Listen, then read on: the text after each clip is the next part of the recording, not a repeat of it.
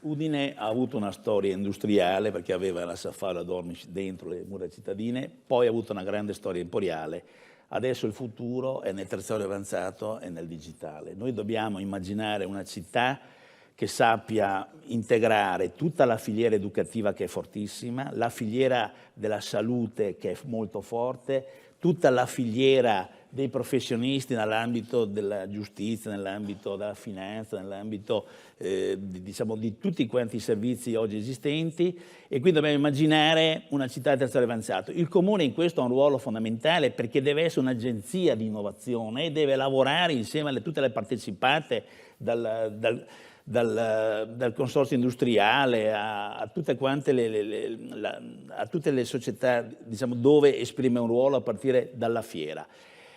Noi abbiamo una grande festa popolare che è Friuli Doc. A me piacerebbe arricchirla diciamo, di una sezione dove la partita la gioca all'università, visto che ha una grande facoltà agroalimentare. Secondo me noi abbiamo in Friuli abbiamo la possibilità di rendere la nostra città Udine una capitale di scienza e cultura del cibo. Possiamo farlo, sarebbe un grande volano per tutto il tema del turismo e per non parlare anche di altre cose, di altre vocazioni come quelle delle costruzioni, ma di questo parlerò un'altra volta. Dobbiamo puntare a una città del futuro.